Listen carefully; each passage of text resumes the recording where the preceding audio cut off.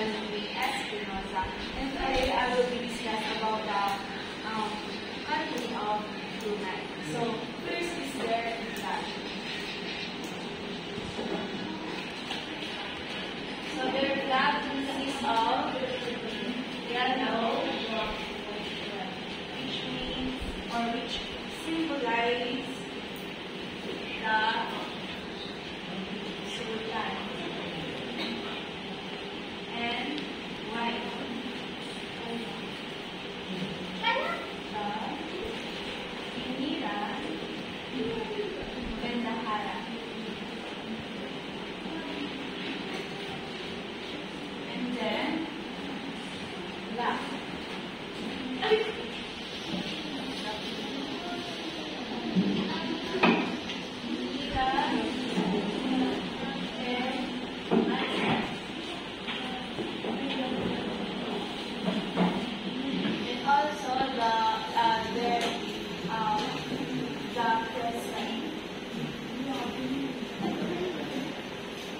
As you can see, they have 4 feathers,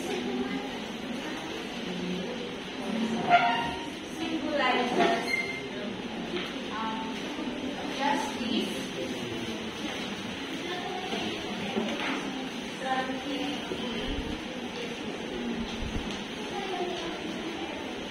peace, and prosperity.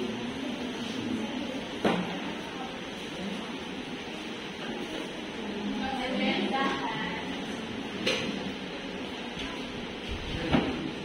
represents the government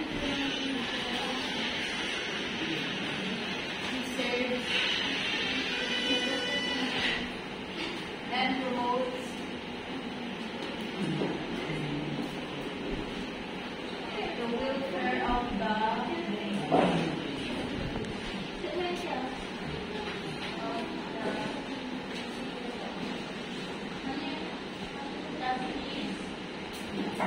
justice, tranquility, peace, and prosperity. And then the last one is the crescent, which symbolizes love, and that is their religion. So, the capital of Brunei is the Bandar Seri Begawan. It is also the largest city in Brunei. And kung nakikita niyo sa ito sa pinaka-famous tourist spot in Asia. Also, we have customs and traditions, currently Luis Gonzalez and Gonzalez.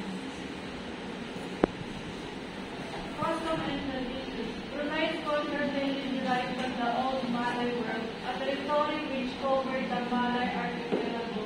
Brunei's culture is therefore deeply rooted in its Malay origins, which are reflected in the nation's language, architecture, ceremonies, and customs over regional. So, sa Brunei, yung culture nila dyan is very related siya sa pinakal ni Miss Irene Alvarez, kasi nalito sa kanya. Kasi related ang Brunei sa Singapore, Indonesia, and then Malaysia, diba? Their official language is Standard Malay or Malay. So, may pagkakapareho rin sila when it comes to their traditions and culture. So, one of their traditions is that kapag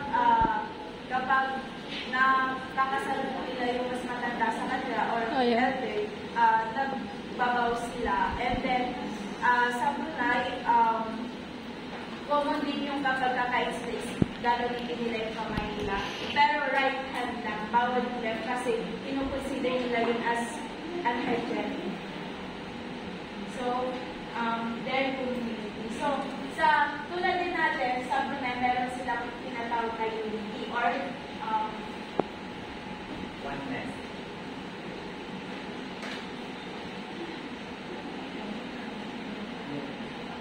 It means working together.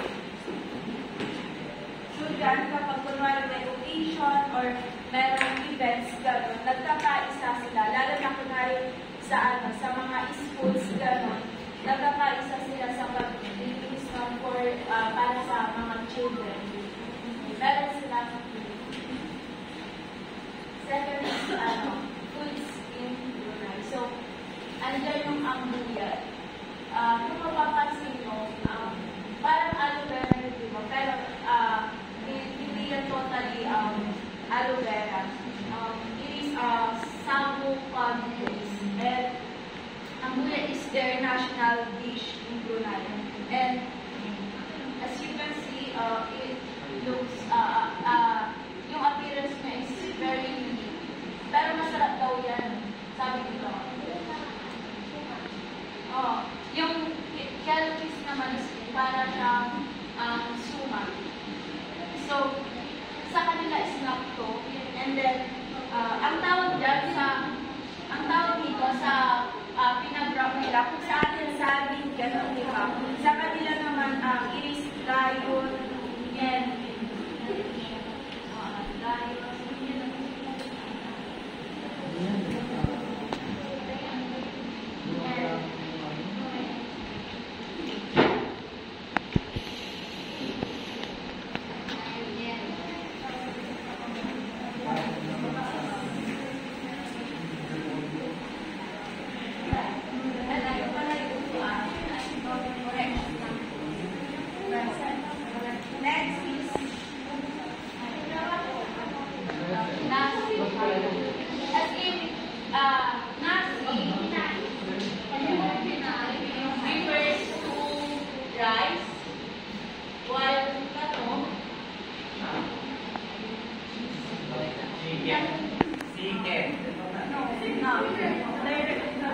Siki ni Diwata. so, kung nakikita nyo naman, ang ingredients dyan is merong chicken, red bitter fish, rice, and then ang tawag doon sa sausawan nila is sambal. So, ito naman yung last is pulot panglang. Para lang din siyang fish. Snack din siya, pero usually siyang kinakain for breakfast.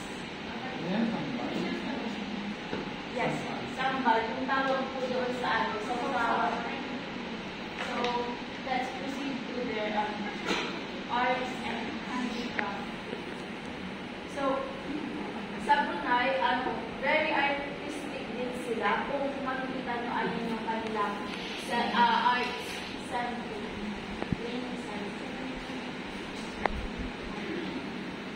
The next one is the Kampong Alir Cultural and Tourism Gallery.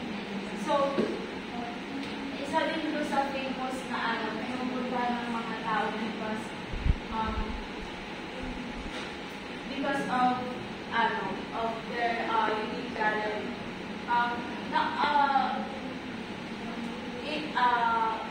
Naging noong 2009,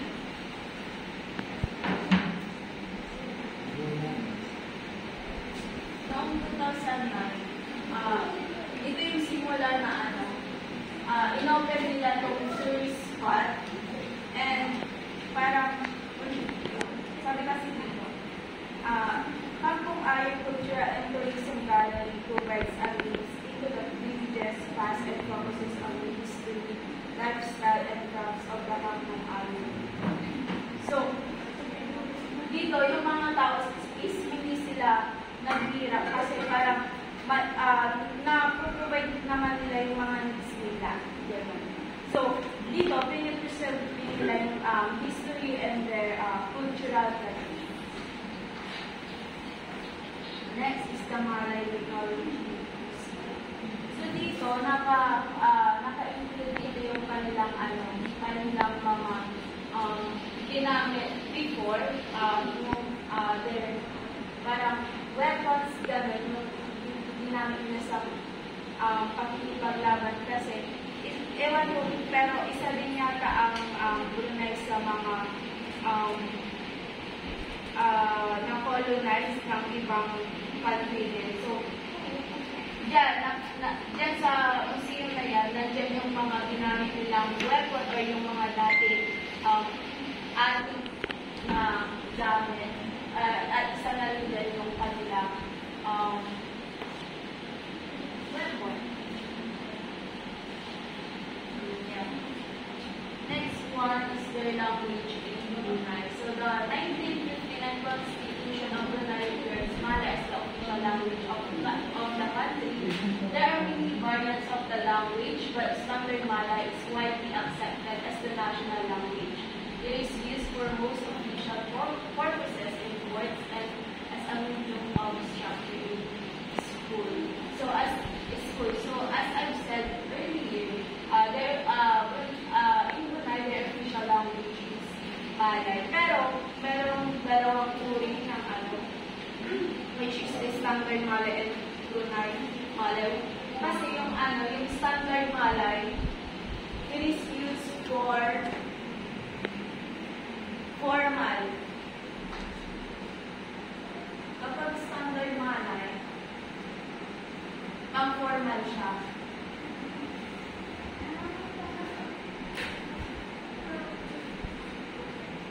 Yung isa naman, Brunei Malay, counterpart siya ng Standard Malay,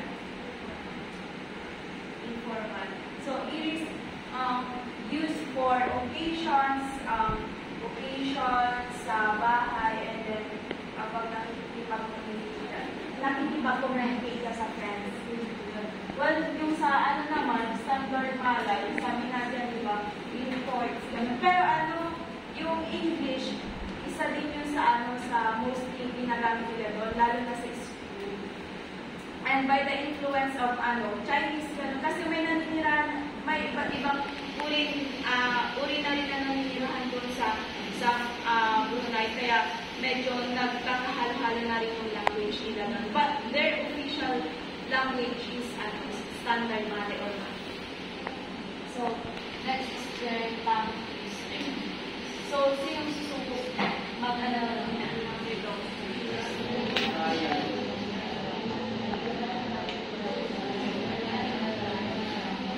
Si Evangeline.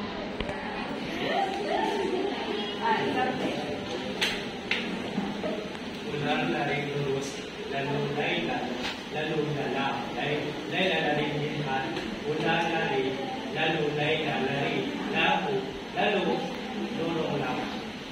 Which means, ulang lari lurus, lalu layla, lalu lala, layla lari minhan, ulang lari, lalu layla lari lalu, lurong lang.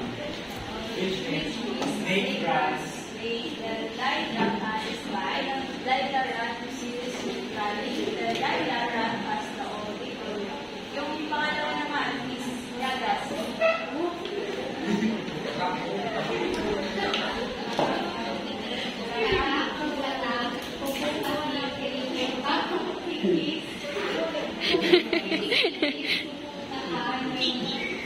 Okay, typing na.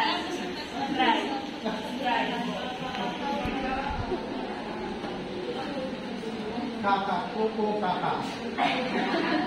Mau kaki, kiri kuku, kaku, kiri tipis, kuku, kaki, kiri kuku. Okay, next. Si Jessa. Perfect kasi di ba ang bilis ng pagkakabasa ng pag-ibig? Kakak, kakak, kuku, kaki, kiri kuku, kaku, kikis, kuku, kaki, kiri. Which means, my sister says that the left heels are daily explained by them. And then, next is the Malay sentences. So, kapag sinabi natin, saya ang mahalasi, it is I will eat rice. And sayas ko na mahalasi, I have already eaten rice. And the last one is saya ang mahalasi kimari, which means I ate rice yesterday.